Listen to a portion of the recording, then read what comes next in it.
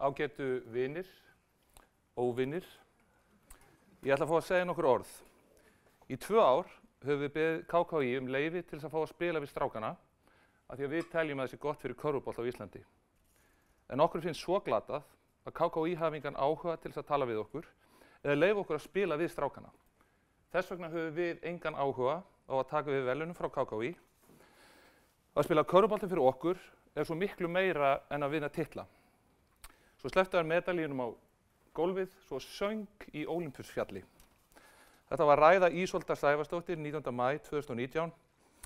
Þetta er augnablik sem er hápunktur á mínum þjálfaraferli. Þessar stelpur voru aldar upp við það að taka pláss, láta í sér heyra, óttast ekki mistök, standa á eigin gildum og það var nákvæmlega það sem þær gerðu. Þær voru ekki að mótmæla því að fá ekki að spila við strákana. Þær voru að mótmæla því að þær fengu aldrei svör, aldrei skýringar á því af hverju þær mátti ekki spila og sérstaklega í ljósi þess að einstakar stelpur höfðu árabil spilað í þessum mótum. Þessar stelpur upplifðu frá unga aldri að samfélagið samþykkir ekki að stelpur vinni stráka í körfubolta. Í stað þess að væla, þá kenndi ég þeim að hugsa og standa á sínu og við kölluðum það að breyta heiminum.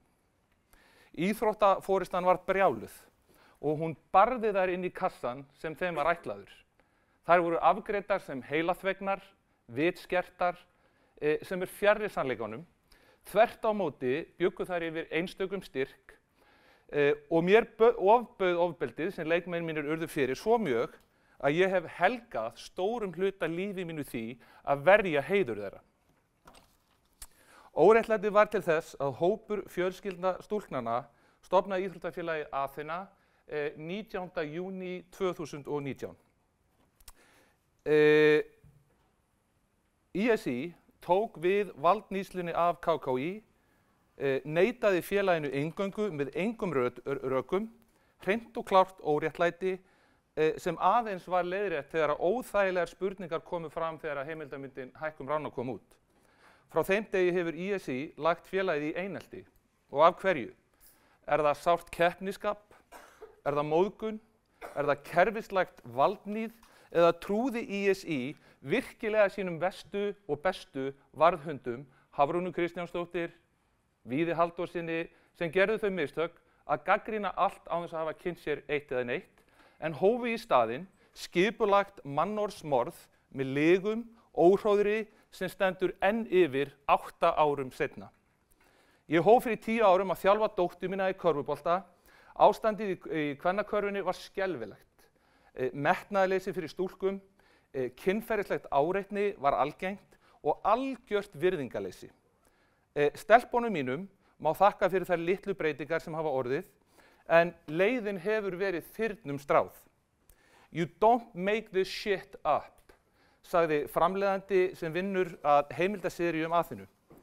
Þetta fallega verkefni sem hefur alið að sér frábærar heilsteyptar stelpur á aðeins eina stóra hindrun. Geðsýkislega stemningu sem ríkir í kringum stjórn ISÍ og útvalda sérfræðinga hennar. Stelpurnar mínar sem hafa fengið mikilvægi reynslu í því að stunda aktivisma á sama tíma og þær eru í íþróttum, þær skilja djúpt og vel hugtök eins og valdníðsla, þöggun, dyggðarskreitingar, vinahygli, barna- og kvenfyrirlitning, hentistefna og þroskaþjófnaðir, bara fyrir það eitt að hafa átt í samskipti við íþróttaforystuna. Ég bauð mig fram til forseta ISÍ til að fá vettvang til að takast á við þennan skaðlega kúltúr sem hefur ofsótt Aþenu í mörg ár. Síðasta útspil þeirra var skýrsla frá samskiptafulltrúa íþrótta. Aldrei hefur verið brotið jafn harkalega á mér og á sama tíma þá hefur leitað til mín tugur einstaklinga með sömu sögu. 2 þeirra hafa komist á brúnina með sitt líf.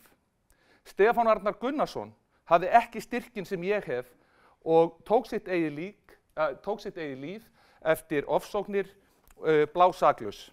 Þrátt fyrir það heldur Þóra Sigfríður áfram að ofsækja fólk í anda spænska rannsóknarréttarins, allt í boði ISÍ.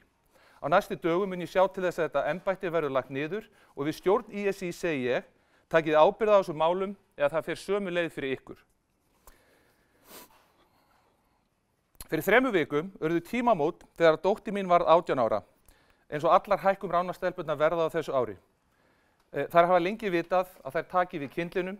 Við þær vil ég segja, þið eru miklu meira en tilbúnar og muniði einkunnarorð Aþenu, quod obstat via fit via, eða þegar hindrunin í veginum verður vegurinn. Takk fyrir.